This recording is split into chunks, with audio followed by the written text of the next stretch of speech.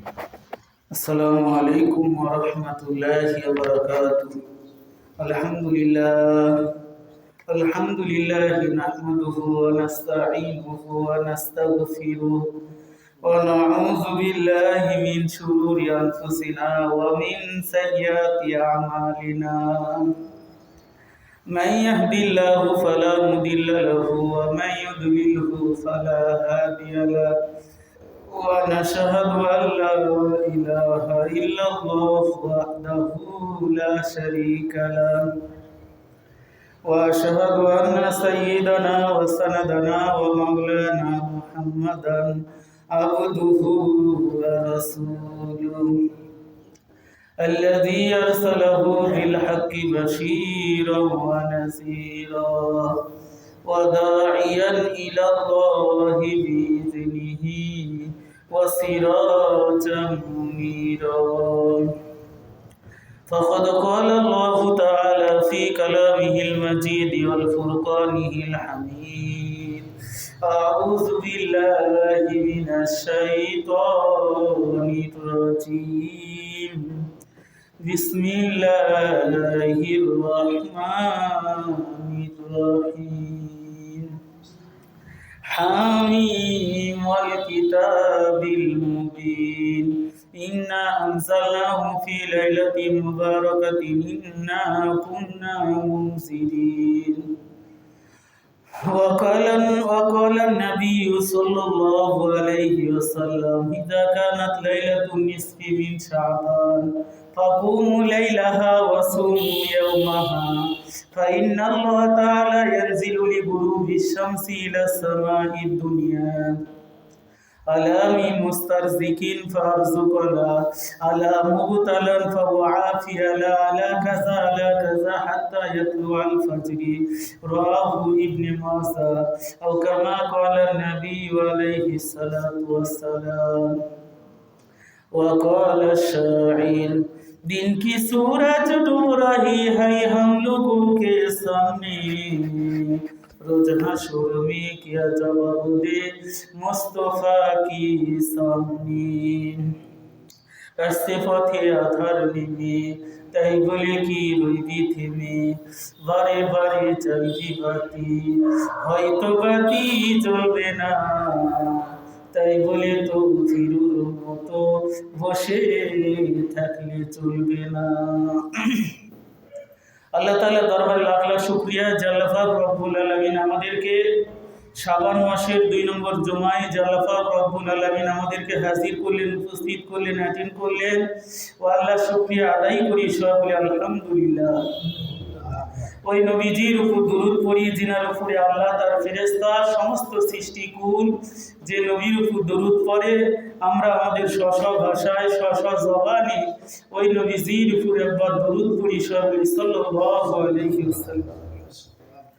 সম্মানিত মুসল্লিয়ানে কেরাম, আমি আপনাদের সম্মুখে সূরাতুদ দুখান থেকে একটি আয়াত তিলাওয়াত করেছি। নবীজির অসংখ্য হাদিস থেকে ইবনে মাজাহ শরীফের হাদিস একটা পড়েছি। যে আজকে আলোচনা করব শবে বরাত সম্বন্ধে, যে শবে বরাত কাকে বলে। সব অর্থ রাত, বরাত অর্থ কি? ভাগ্য। তাহলে শবে বরাতের অর্থ হলো ভাগ্য রজনী, ভাগ্য রজনী। তাহলে আল্লাহ পাক রব্বুল আলামিন আসমান জমিন সৃষ্টির 50,000 বছর পূর্বে যখন আরশে মুআল্লা প্রাণীর উপর ভাসমান ছিল, সেই সময় সমস্ত মানুষের কি ভাগ্যলিপি ওই জায়গায় কি লিপিবদ্ধ করা হয়েছে। শবে বরাতের রাত, এই রাতে একটা বছরের কি করা হয়? বাজেট পেশ করা হয়। একটা বছর সে কি খাবে, সে কি পড়বে, কতগুলো মানুষ মারা যাবে, কতগুলো মানুষ জন্ম নিবে, এর একটা কি লিস্ট এ রাতে হয়। তাহলে এই রাতটা কি ভাগ্য রচনা, এটাই সব বললাম। সব মানে রাত, বরাত মানে ভাগ্য। তাহলে ভাগ্য রজনী, যে এই জন্যে আমি আপনি আল্লাহর কাছে দোয়া করব, আল্লাহ যেন আমাদের ভাগ্যে ভালো কিছু লিখে রাখে। এই জন্য দরকার হলো আল্লাহকে রাজি খুশি করা। কারণ মাল্লাহুল মাওলা ফালাহুল কুল, ইজা কানা লিল্লাহি কানা আল্লাহু লা, ইজা কানা আল্লাহু কানা আল্লাহু লা। যদি আল্লাহ আমার হয়ে যায়, গোটা দুনিয়ার সব কিছুই কি আমার জন্য হয়ে যাবে। এই জন্য আল্লাহকে রাজি খুশি করাই কি মেন উদ্দেশ্য। কবি বলেন, जन्नत व दोजख से या रब क्या करो, आरज़ू है मैं तुझे देखा करो, हुरे गिलमान जितनी नियामत है तू, सबसे बढ़कर नियामते दीदार तू। কবি বলতেছে যে জান্নাত জাহান্নামের কি আমার দরকার নেই, আমার দরকার রিজায়ে মাওলা, মানে আল্লাহর কি সন্তুষ্টি, আল্লাহকে রাজি খুশি করা। এই জন্য যদি আল্লাহ আমার হয়ে যায়, গোটা দুনিয়া অপদস্থ হয়ে আমার পায়ের কাছে চলে আসবে। এই জন্য শর্ত হলো আমি আল্লাহর কবেলিয়াত বান্দা হওয়া দরকার। কবেলিয়াত বান্দা বলতে আল্লাহর কাছে কবুল বান্দা হওয়া দরকার। তাহলে আমি আপনি আল্লাহকে ডাকবো, আল্লাহর গুণগান গাইব, আল্লাহর প্রশংসা করব, তাহলেই কি আল্লাহ খুশি। আল্লাহ এই জন্যই কি মানুষ সৃষ্টি করেছেন, আর উদ্দেশ্য। এই জন্য আল্লাহকে রাজি খুশি করতে হবে। আমার আপনার হায়াত আয়ু কি খুব কম। আগেকার নবীর উম্মতেরা তারা কি 500 বছর 1000 বছর বেঁচে, কিন্তু আমার আপনার বয়স 70 80। যে নবীর জন্য আল্লাহ আসমান জমিন সব বানাইছে, এই শেষ নবী কতদিন বেঁচে দুনিয়া? 63 বছর। তাহলে 100 বছরও কি আমার আপনার নবী পূরণ করতে পারেনি বয়স। তাহলে যে অল্প সময় আমরা কি এই দুনিয়াতে আসছি, কিন্তু আল্লাহ পাক এই শেষ নবীর উম্মতের কিছু কিছু আমলকে আল্লাহ দ্বিগুণ করে দিছে। সুবহানাল্লাহ। এই তো রজব মাস চলে গেল, আল্লাহর রসুল যখন আল্লাহর সঙ্গে সাক্ষাৎ করে আসলেন, তাকে 50 ওয়াক্ত নামাজ দেওয়া হলো। 7 বার কমাইতে কমাইতে 5 ওয়াক্ত কমাইতে কমাইতে 7 বারে 45 ওয়াক্ত নামাজ কি কমায়া নিয়ে আসলেন। আল্লাহ ডাক দিলেন, হে আমার হাবিব, হে আমার বন্ধু, যদিও আমি নামাজ ফরজ করেছিলাম 50 ওয়াক্ত, কিন্তু আপনি কমাতে কমাতে যখন কি 5 ওয়াক্তের নিয়ে আসলেন, আপনি সাক্ষী থাকুন হে আমার হাবিব, হে আমার দোস্ত, আপনার উম্মতেরা যদি 5 ওয়াক্ত নামাজ পড়ে, আমি এদেরকে 50 ওয়াক্ত নামাজের সওয়াব দিব। সবাই সুবহানাল্লাহ। সামনে রমজান মাস আসতেছে, 30টা বা 29টা রোজা, শাওয়াল চাঁদে কি 6টা রোজা। তাহলে 30টা হলে কি 36টা, আর যদি 29-এ হয় 29, আর এদিকে 6, শাওয়াল চাঁদে 6, তাহলে 6 আর 29 মিলে কি 35, আর যদি রমজান মাস 30-এ যায়, শাওয়াল চাঁদে 6টা, এই 36টা রোজা যদি কেউ রাখে, আল্লাহ পাক তাকে সারা বছর রোজা রাখার সওয়াব তার আমলনামায় দিবে। সুবহানাল্লাহ। যে আমার আপনার হায়াত কম, কিন্তু আল্লাহ পাক আমাদের সওয়াবের পার্সেন্টেজ দ্বিগুণ করে দিয়েছে। তাহলে আল্লাহ রসুল বলেন যে তোমরা কি করো, প্রত্যেক সোমবার দিন রোজা রাখো। কারণ আমি পয়গম্বর প্রত্যেক সোমবার দিন রোজা রাখি, এবং জুমারাত মানে কি বৃহস্পতিবার রোজা রাখতেন। যে বৃহস্পতিবার আল্লাহ রসুল এই জন্য রোজা রাখতেন, এই দিন কোরআন শরীফ নাজিলের ধারাবাহিকতা শুরু হয়েছে। তারপরে আল্লাহ রসুল সোমবারে জন্মগ্রহণ করেছেন, এই জন্যে আল্লাহ রসুল তার জন্মের শুক্রাণার্থে সোমবারে রোজা রাখতেন, এবং বৃহস্পতিবার রাতে দিনে রোজা রাখতেন। যেহেতু বৃহস্পতিবার সোমবার এই 2টা দিন বান্দার আমল নামা আসমানে প্রেরণ করা হয়। সুবহানাল্লাহ। না, প্রেরণ না, আসমানে পাঠানো হয়, আসমানে পাঠানো হয়। তাহলে এই জন্যে তারপরে মনে করেন প্রত্যেক আরবি মাসে 13, 14, 15 তারিখের রোজা, এই রোজাকে আয়ামে বীজের রোজা বলা হয়।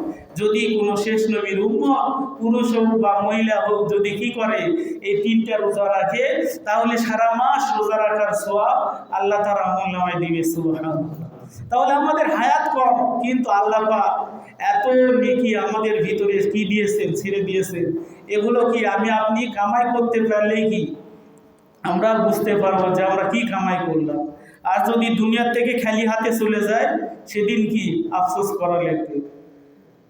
এই জন্যেই যে হাদিস আমি তেলাওয়াত করেছি, আল্লাহ রসুল বলেন, ইজা কানাত লাইলাতুন নিসফি মিন শাবান, যে 14 তারিখ দিবাগত রাত, মানে কি শাবান চাঁদের 14 তারিখ, এই 14 তারিখের রাত হইতেছে কি বুধবার রাত।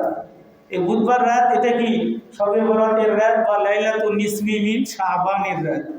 এই রাত যখন আসে, ইযা কানাত লাইলাতুন নিসফি মিন শাবান ফাকুমু লাইলাহা, আল্লাহর রাসূল বললেন যে তোমরা কি করো, এই রাতে ইবাদত করো। ওই হাদিসটা কি ইবনে মাজাহ শরীফের হাদিস। আহলে হাদিসের ভাইরা, সালাফি ভাইরা, এরা কি বুখারী ও মুসলিম তারা কি খুব ভালোবাসে। কিন্তু বুখারী মুসলিম শুধু না, সিয়াসাত্তার যত কিতাব আছে বুখারী মুসলিম তিরমিজি আবু দাউদ নাসাই ইবনে মাজাহ, এই সিয়াসাত্তার ছয়টার পরেও কি দুনিয়াতে অগণিত কি সহিহ হাদিস আছে। কিন্তু বুখারী মুসলিম তারা মানে বিদায় তারা কি এই শবে বরাতের হাদিস তারা চোখে দেখে না।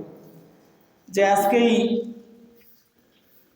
আমরা ভোটের প্রচারণা গেলাম, ওখানে আলে হাদিসের হুজুরেরাও ছিল, বলতেছে হুজুর আজকে জমায় কি আলোচনা করুন। আমি বললাম যে আজকে কি শবে বরাতের আলোচনা করুন। দুনিয়া তার ওয়াজ নেয় শবে বরাতের আলোচনা করালেন। তারা কি বলতেছে যে শবে বরাতের ওয়াজ করালেন নাকি। শবে বরাত বলতে কি দুনিয়ার কিছু নেই। তাহলে চিন্তা করে দেখেন যে আমরা যে হাদিসের উপর আমল করি, এই হাদিসটা ইবনে মাজাহ সিয়াসাত্তার, যে সিয়াসাত্তা কাকে বলে, যে ছয়টা বিশুদ্ধ গ্রন্থ বুখারী মুসলিম তিরমিজি আবু দাউদ নাসাই ইবনে মাজাহ, এই ছয়টার ভিতরে ইবনে মাজাহ কি এই হাদিসের গ্রন্থ, এর ভিতরেই কি ইবনে মাজাহ শরীফের হাদিসের উপর আমরা আমল করি। যেহেতু আমি মাদ্রাসায় যখন ভর্তি হয়েছি 2001 সালে, ওখান থেকেই আমরা আমাদের উস্তাদদেরকে দেখেছি। তারপরে মাদ্রাসায় ভর্তি হওয়ার আগেও আমরা কি শবে বরাতের যে হাদিসের উপর আমল করতাম, এটা কি ইবনে মাজাহ শরীফের আমল। তাহলে এখন আমার বয়স কি 27-28 বছরের কাছাকাছি। তাহলে এই সময় যে এত দীর্ঘদিন ধরে আমরা ইবনে মাজাহ শরীফের হাদিসের উপর আমল করে আসতেছি, আল্লাহ যদি বেঁচে রাখে সামনের দিনগুলোতে মৃত্যুর আগ পর্যন্ত এই ইবনে মাজাহ শরীফের হাদিসের উপরে আমল করব। এই জন্যে আমি আপনি শবে বরাতের রাতকে অহেতুক বলা এগুলো বোকামি। আপনি মানবেন না, আপনি কি আমল করবেন না, এটা কি আপনার ব্যাপার, আপনি আল্লাহর কাছে জবাব দিবেন। যে আজকে কি তিরমিজি শরীফের যে হাদিস পড়া হলো, আবু হুরায়রা থেকে হাদিসের বর্ণনা, আল্লাহর রাসূল বলে যদি তোমার ফরজ নামাজের ঘাটতি হয়, এগুলো নফল দিয়ে কি করা হবে, পূরণ করা হবে। মনে করেন রমজানের রোজা অথবা বিভিন্ন রোজার যদি কাজা থাকে, যদি আমার আমল নামায় নফল রোজাও থাকে, তাহলে ফরজের ঘাটতি কাটার জন্য নফল রোজা দরকার। এরপরে জাকাতের বেলায় যে যদি আমি জাকাত দিতে কি করি, জাকাত দিতে যে কমই করলাম, এই কমটা এই নফল জাকাত দিয়ে কি করা হবে, এই ঘাটতি পূরণ করা হবে। তাহলে নফলের খুবই দাম। ইমাম বুখারী হাদিস বর্ণনা করে যখন বান্দা অতিরিক্ত নফল ইবাদত যখন বান্দা বেশি করবে, তখন ওই বান্দার চোখ আল্লাহর চোখে রূপান্তরিত হয়। সকলে সুবহানাল্লাহ। ওই মুখ আল্লাহর মুখে রূপান্তরিত হয়, ওই হাত আল্লাহর হাতে রূপান্তরিত হয়, ওই পা আল্লাহর পায়ে রূপান্তরিত হয়। তাহলে এই চোখ যে আল্লাহর চোখে রূপান্তরিত হয়, এটা একটা ঘটনার দ্বারা এটা বুঝতে পারবেন। শুধু কাজ দিব, গোটা বলার দরকার নেই। যে শেখ ফরিদ নামে একজন আল্লাহর ওলি ছিলেন, তিনি কি সুন্দর জামা কাপড় পরে একটা সফরে বাইর হইতেছে। এমন সময় আসমান থেকে একটা পাখি কি করলেন, তার বিষটা উপর থেকে কি ছেড়ে দিলেন, আল্লাহর ওলির গায়ে পড়ে গেল। পড়ার সঙ্গে সঙ্গে আল্লাহর ওলি কি করলেন, যখন ওই পাখির দিকে তাজাল্লির নজরে একবার যখন তাকালেন, সঙ্গে সঙ্গে গোটা পাখি আগুন জ্বলে ভস্ম হয়ে পড়ে গেল। হাদিস শরীফের ভিতরে আল্লাহ বলেন, ইত্তাকু ফিরাশাতাল মুমিনিন ফাইন্নাহু ইয়ানজুরু বিনুরিল্লাহ। আল্লাহর পয়গম্বর বলেন, ইত্তাকু ফিরাশাতাল মুমিনিন, তোমরা মুমিনদের দৃষ্টি মানে আল্লাহ ওয়ালাদের দৃষ্টিকে তোমরা কি করো, ভয় করো। তাহলে আল্লাহ ওয়ালা যাদের কাছে গেলে আমার আপনার কি হবে, এত শুদ্ধি হবে, এরকম আমলদার হওয়া লাগবে। তাছাড়া আমার মতো যদি আমল না থাকে, আমি কি প্যাকিকে যতই দামি জিনিসের দিকে তাকায়, আগুনও ধরবে না, কিছু হবে না। কারণ যে আমল লাগবে, আমলওয়ালা চোখ লাগবে। যে চোখটা মাওলার ভয়ে কাঁদে, এই চোখ, যে চোখটা আল্লাহর ভয়ে কাঁদে, ওই চোখটার এত দাম। কি বললে?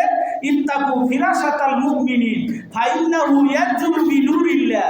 তাদের চোখ আল্লাহর চোখে রূপান্তরিত হয়ে যায়। তাহলে এই জন্য দেখেন, নফল ইবাদত আমাদের ছাড়া যাবে না। এই সামনে রমজান মাস আসতেছে, আমরা কি তারাবি সুন্নতে মুআক্কাদা পড়ি, আল হাদিসের ভাইয়েরা কি নফল পড়ে। তাহলে বলতেছে কি হাইফাই করে, দাইফাই করে, হাইফাই করে শরীরের ক্ষয়, আল্লাহ দিলে অল্পই হয়। তাহলে এর আগের জমে যে আলোচনা করলাম, দেখেন আল্লাহ রসুলের আগের পিছনের সমস্ত গুণাগুলোর মাপ। যে এক রাকাত নামাজেই আল্লাহ রসুল কি সূরা বাকারা, সূরা কি নিসা, সূরা মাইদা 6.5 পারা একই রাকাতে পড়লেন। যত সময় রুকুতে কিয়াম করলেন, নামাজের মতো দাঁড়িয়ে কোরআন তেলাওয়াত করলেন, ওই সময় পর্যন্ত রুকুতে থাকলেন, ওই সময় পর্যন্ত সিজদায় থাকলেন। তাহলে যেই নবীর আগের পিছের সমস্ত গুণাগুলোর মাপ, সেই নবী যদি নফল ইবাদত কি বাদ না দেয়, তাহলে আমি উম্মত, আমি কিভাবে আমি ইবাদত কম করার চেষ্টা করি? একটু চিন্তা করি। এই জন্যে সামনে রমজান মাস আসতেছে, এই মসজিদও এবার কি 2টা হাফেজে কোরআন নিয়োগ দেওয়া হয়েছে, যে খতমে তারাবি এবারও হবে। তাহলে এই জন্যে আমরা কোরআন শোনার জন্য অবশ্যই কি আমাদের তারাবি ছাড়া যাবে না। কারণ রজব মাস আল্লাহর মাস, শাবান মাস নবীজির মাস। এই যেটা শাবান মাস চলতেছে, আল্লাহ রসুল বলে শাবান মাস যখন আসতো, আল্লাহ রসুল তার পরিধীয় জামা কাপড়, এখানে গামছা আছে, যে তিনি কি করতেন? জোর দিয়ে বাঁধতেন, যেন ইবাদতে শক্তি পাওয়া যায়। এই জন্য আল্লাহ রসুল এই শাবান মাসে এত অধিক পরিমাণ নফল ইবাদত করেছেন, যেগুলো বর্ণনা করে শেষ করা যাবে না। তাহলে কি বললাম? ইজা কানাত লাইলাতুন নিসফি মিন শাবান, 14 তারিখ শাবানের যখন আসে, ইজা কানাত লাইলাতুন নিসফি মিন শাবান ফাকুমু লাইলাহা, ওই রাতে তোমরা কি করো? ইবাদত করো। এই জন্য সামনে যে বুধবার রাত আসতেছে, এই রাতে আমাদের কি করতে হবে? আল্লাহর কাছে আমাদের নফল নামাজ পড়তে হবে। নফল নামাজ পড়লাম, সালাতুত তাসবিহ পড়লাম, তারপরে বিভিন্ন নামাজ আছে, নফল ইবাদতগুলো করতে হবে। কোরআনের তেলাওয়াত, জিকির, আজকার, মোট কথা আল্লাহর ইবাদত করতে হবে। ওই রাতে আল্লাহ কি কয়? ইজা কানাত লাইলাতুন নিসফি মিন শাবান ফাকুমু লাইলাহা, তোমরা রাতের বেলা ইবাদত করো, ওয়াসুমু ইয়াওমাহা, দিনের বেলায় রোজা রাখো। অর্থাৎ বুধবার রাতে কি করতে হবে? আল্লাহর কাছে নফল ইবাদত করতে হবে। বৃহস্পতিবার যেটা দিন আসতেছে, ওই দিনে একটা রোজা। তাহলে কি বললাম? ফাকুমু লাইলাহা ওয়া সুমু ইয়াওমাহা ফাইন্নাল্লাহা তাআলা ইয়ানজিলু লিগুরুবিশ শামসি ইলা সামাইদ দুনিয়া। এই 14 তারিখ শাবানের রাত যখন হয়, আল্লাহ পাক কি করে? দুনিয়ার আসমানে চলে আসে। এরপরে আল্লাহ দুনিয়ার আসমানে আসার পরে কাজ কি? আল্লাহ ডাকতে থাকে, আলা মি মুস্তাগফিরিন ফাগফিরলা, আলা মি মুস্তাগফিরিন ফাগফিরলা, যে হে গুনাহগার, যদি তোমরা গুনাহ বেশি করে থাকো, আমি আল্লাহর কাছে ইস্তেগফার করো। কারণ আল্লাহ আমার আপনার পাপ ক্ষমা করার জন্য কি বসে আছে। কিন্তু আমি কি করি? আরামে ঘুমায় থাকি। যে আল্লাহ পাক শুধু এই শবে বরাতের রাত না, প্রত্যেক দিন তাহাজ্জুদের ওয়াক্তে আল্লাহ কি করে? এই দুনিয়ার আসমানে চলে আসে, এসে ডাক দেয়, বান্দা তোর কি দরকার? আমার কাছে চা। আর আমরা কি ল্যাপের ভিতরে ডুবকি দিয়ে ঘুমিয়ে থাকি। রাত 12টা 1টা পর্যন্ত কি দুনিয়াবি কাজ করলাম, বিভিন্ন কাজে কি এত নিয়োগ করার পরে আমরা কি যখন শেষ রাতের দিকে যখন কি ঘুমায়া যাই, আল্লাহ এসে ডাকতেছে, বান্দা তুই আর ঘুমাস না, তোর কি দরকার? আমি আল্লাহর কাছে চা। কিন্তু আমরা কি আরামে ঘুমায় আসি, ঘুম ভাঙতেছে না। হাইয়া আলাস সালাহ, হাইয়া আলাল ফালাহ, তখন বলতেছে মুয়াজ্জিন ডাকতে ডাকতে মরে যায়। কি আমি কানের ভিতর লোক দিয়ে আসি, শুনবো না, আজানই শুনবো না। কারণ হাদিস শরীফে আল্লাহ রসুল বলেন, যখন মসজিদে আজান দেওয়া হয়, এই আজান শোনার পরে যারা মসজিদে না আসে, তাদের কানে গলিত শীষে ঢেলে দেওয়া হয়। তাহলে ঠিক আছে, আজান শুনবো না, এরকম করে কানত কি লোক দিয়ে কি আরামে শুয়ে আছে। আর কি মুয়াজ্জিন ডাকতেছে, হাইয়া আলাস সালাহ, হাইয়া আলাল ফালাহ, come to back tier come to back success, আসো সফলতার দিকে আসো, আসো নামাজের দিকে আসো, আর তুমি কি আরামে ঘুমায় আসো। আল্লাহ বলে এখন সময় দুপুর 1টা। আমি আল্লাহ কি তোরা দুনিয়ার একটা ল্যাপ খেতা কম্বলের ভিতরে আরামে ঘুমাইতিস, আমি আল্লাহ কি তোর জন্য দুজকের ভিতরে আগুনের ল্যাপ কম্বলের ব্যবস্থা করে রেখেছি, কোনো চিন্তা নাই। কি বলে, নো টেনশন, ডু ফুর্তি, কোনো চিন্তা নাই। আয় ঘুম বাদ দিয়ে নামাজ পড়তে আসিস নি, ঘুমায় আসিলি, আয় তোদের জন্য আমি কি সুন্দর আগুনের বিছানার ব্যবস্থা করেছি, আগুনের ল্যাপ তোষক দিয়ে আমি তোর কি করবো, মেহমানদারি করবো। এই জন্যে আল্লাহ পাক আমাকে ডাকে আর আমি কি আরামে ঘুমায় থাকি। কবি এই কথাই বলেন, অতিও গভীর হয় রজনী যখন, অতিও গভীর হয় রজনী যখন, নীরবে প্রভুর নাম ডাকিও তখন। তাহলে নীরবে প্রভুকে ডাকতে হবে। তাহলে আল্লাহ ডাকতেছে, বান্দা তুমি চলে আসো, তোমার কি দরকার, আল্লাহ এসে ডাকতেছে আর আমি কি আরামে ঘুমায় আছি। এই জন্যে আল্লাহর কাছে আমার আপনার কি পানা চাইতে হবে, আল্লাহ আমি আর হিসাবকে সহজ করে দাও। আল্লাহুম্মা হাসিবনি হিসাবান ইয়াসীরা, আল্লাহুম্মা ইন্নাকা আফুউন তুহিব্বুল আফওয়া ফাআফু আন্না। এরপরে আরেক হাদিসে আছে, আল্লাহ রসুল বলেন, আমি এবং আয়েশা আমরা কি একই ল্যাপ কম্বলের ভিতরে কি ঘুমায় গেলাম। এরপরে আল্লাহ রসুল কি করলেন, হযরতে আয়েশার শরীর নবীজি কি করলেন, আয়েশার হাতগুলো সরায়ে আল্লাহ রসুল কি করলেন, তাড়াতাড়ি ওযু করলেন। এরপরে আল্লাহ রসুল কি করলেন, একবারে জান্নাতুল বাকি কবরস্থানে আল্লাহ রসুল চলে গেলেন। এদিকে আম্মাজান আয়েশার যখন কি ঘুম ভেঙে গেল, তিনি ঘুরতেছেন, দেখি আল্লাহ রসুল অন্য কোন স্ত্রীর ঘরে যায় কিনা। যে মহিলারা কি এগুলো ভালো পারে, যে আমার স্বামী কি কোথায় চলে গেছে, এগুলো খুঁজতেছে, খুঁজতে খুঁজতে প্রত্যেকটা বিবির ঘরে দেখে যে আল্লাহ রসুল কোনো জায়গায় নেই। ঘুরতে ঘুরতে দেখে আল্লাহ রসুল জান্নাতুল বাকির সামনে দাঁড়িয়ে আম্মাজান খাদিজার কবরের পাশে ডাক দিয়ে যায় কি আল্লাহ রসুল দোয়া করতেছে, আল্লাহ আমি আমার খাদিজার প্রতি রাজি ছিলাম, আল্লাহ তুমি আমার খাদিজার প্রতি রাজি হয়ে যাও। আল্লাহ রসুল দোয়া সমাপ্ত করলেন, দোয়া সমাপ্ত করে দেখতেছেন হযরতে আয়েশা সেখানে। তখন বলতেছেন, আয়েশা তুমি এখানে কেন? তখন বলতেছে, হে আল্লাহ রাসূল আপনাকে আজকে আমি খুঁজতেছি, আপনি কি কোথায় চলে গেছেন? তখন আল্লাহ রসুল বললেন, হে আয়েশা তুমি কি জানো এটা কোন রজনী? এটা হলো ইজা কানাত লাইলাতুন নিসফি মিন শাবান, এটা হলো শবে বরাতের রজনী। এই জন্য দেখেন আল্লাহ রসুল বলেন যে প্রত্যেক জুমার দিন তুমি তোমার বাপ মায়ের কবর জিয়ারত করো, তোমার বাপ মায়ের কবর জিয়ারত করো। এরপরে স্পেশাল যে দিনটা পাওয়া গেল, এটা কি শবে বরাতের রাত। এই রাতে আমাদের যাদের প্রিয়জন বাপ মা নিকট আত্মীয় যারা মারা গেছে, আমরাও কি বাপ মায়ের কবরের সামনে, নিকট আত্মীয়দের কবরের সামনে যা দাঁড়াবো, আসসালামু আলাইকুম ইয়া আহলাল কুবুর। এরপরে সূরা ফাতিহা একবার, সূরা ইখলাস 3 বার, দরুদ শরীফ ইস্তেগফার করে আমাদের নিকট আত্মীয়দের জন্য দোয়া করা। এরপরে আল্লাহ রসুল বলেন, এই শবে বরাতের রাত্রে আল্লাহ পাক বনি কাব গোত্রের যে ছাগল তারা পালন করত, এই ছাগলের গায়ে যতগুলো লোম আছে এর চাইতেও বেশি কি মানুষকে আল্লাহ পাক এই শবে বরাতের রাতে ক্ষমা করে দেয়। সকলে সুবহানাল্লাহ। কিন্তু শবে বরাতের রাতেও যাদের কি ক্ষমা কপালে জুটে না, এর ভিতরে আল্লাহ রসুল বলেন যারা কি মদখোর, এই মদখোর যতই কি দোয়া করুক শবে বরাতের রাতে, এদের দোয়া কি আল্লাহ কবুল করবে না।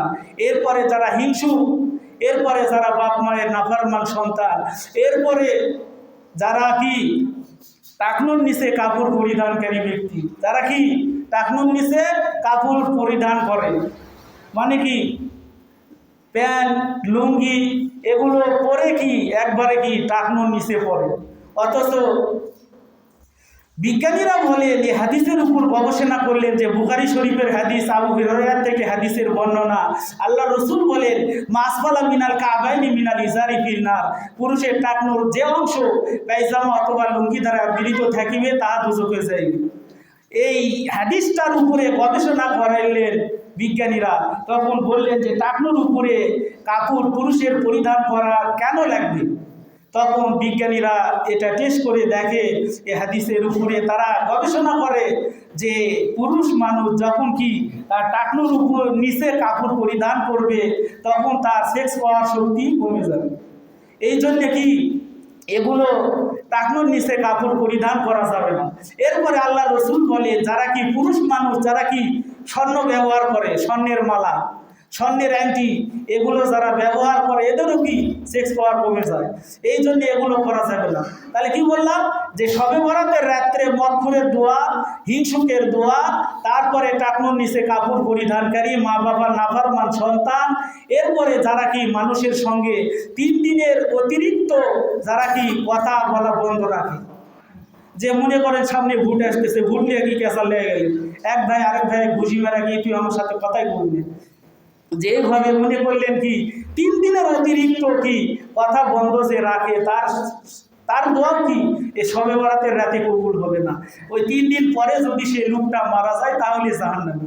এই জন্যে আমি আপনি আমলগুলো করি যে আল্লাহ পাক আমাকে আপনাকে মাফ করার কি শুধু বাহানা করে, রহমতে হক বাহানা মি গুনা দে, আল্লাহ কি বাহানা করে যে আমি আপনি যতই গুনাহ করি আল্লাহ কি শেষটাতে একটা এসে ডাকতেছে, কুল ইয়া ইবাদিয়াল্লাযিনা আসরাফু আলা আনফুসিহিম লা তাকনাতু মির রাহমাতিল্লাহ, হে আমার বান্দারা তোমরা যারা নফসের উপরে কি করেছো, জুলুম করেছো, লা তাকনাতু মির রাহমাতিল্লাহ, আমার রহমত থেকে নৈরাশ হইও না। এই জন্যে আমি আপনি কি আল্লাহর এই ক্ষমার আয়াতগুলো শুনে কি যদি মনে করি নামাজ না পড়ি আল্লাহ মাফ করবে, রোজা না রাখি আল্লাহ মাফ করবে, যে একই পাপের কাজ যখন বারবার করব তখন কি ক্ষমার কোনো আশাই করা যাবে না।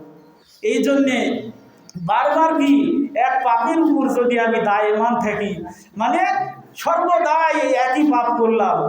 আবার এই তো 27 তারিখে ইসলাহি মজলিসে গেছিলাম যে আতাইকুলে, ওখানে একজন বক্তা বয়ান করলেন যে ওখানে বলতেছে দেখেন মনে করেন আমি আপনি যুবক, এই জন্য অনেক কি আমাদের বন্ধু বান্ধব থাকে, অনেক বন্ধু থাকে, এক বন্ধু আরেক বন্ধু কি সিগারেট খাওয়া শিখালো, আবার কি বাবা খিলালো, তারপরে কি ফেন্সিডিল খিলালো, ইয়াবা খিলালো, নিষিদ্ধ পল্লী যাওয়ার রাস্তা দেখায় দিল, সিনেমা দেখার রাস্তা দেখায় দিল, তারপরে বিচিত্রা যাওয়ার রাস্তা দেখায় দিল। কিন্তু সে ব্যক্তি কি করেছে, তওবা করেছে যে আল্লাহ আমি যত পাপের কাজ করেছি আল্লাহ আমি এই পাপ আর করবো না, কিন্তু আমি যত মানুষকে যত বন্ধুকে আমি রাস্তা দেখায় দিয়েছি, ওই ব্যক্তি যতদিন কি করবে ওই পাপের কাজ করবে, আমি তওবা করা যত সলেট হই, কিন্তু আপনার বন্ধু যতদিন ওই পাপ কাজ করবে আপনি কি 1 কপি গুনাহ আপনার আমলনামায় আসবে। এই জন্যে আল্লাহ রসুল বলে যে হে আমার উম্মতেরা তোমরা বন্ধু বান্ধব বানাতে গেলে কি খুব কি সাবধান, কারণ বন্ধু বন্ধুর অনুগামী হয়। যে হাদিস শরীফে আছে সে জামানায় ছেলেরা কি বন্ধুর কথা শুনবে, বাপের কথা ওভারটেক করবে, যে তারা কি স্ত্রীর কথা শুনবে, মাকে ভুলে যাবে, এগুলো কিয়ামতের আলামত। এই জন্যে আমি আপনি যারা যুবক ছেলেরা আছি আমরা কি অবশ্যই কি আল্লাহর ইবাদত করি, কারণ আল্লাহ রসুল বলে যে কিয়ামতের কঠিন ময়দানে 5টা প্রশ্নের জবাব না দিলে কোনো বনি আদম 1 কদম কি সামনে যেতে পারবে না। এর ভিতরে 1 নম্বর যে প্রশ্ন আন উমরিহি ফিমা আফনাহু, হে যুবক তুমি বলো তোমার যৌবনকাল কিভাবে অতিবাহিত করেছো, যে যৌবনকাল কিভাবে অতিবাহিত করেছো, এলেম কতটুকু শিখেছো, কতটুকু আমল করেছো, তারপরে ধন সম্পদ কিভাবে কামাই করলে আর কোন রাস্তায় ব্যয় করলে, এই 5টা প্রশ্নের উত্তর দেওয়া লাগবে। আল্লাহ পাক রব্বুল আলামিন অল্প সময় যা কিছু আলোচনা করলাম আল্লাহ পাক আমাদের সবাইকে বুঝে শুনে আমল করার তৌফিক দান করুন সকলে, আল্লাহুম্মা আমিন। আমরা যারা সুন্নত পড়ি নাই তারা সুন্নত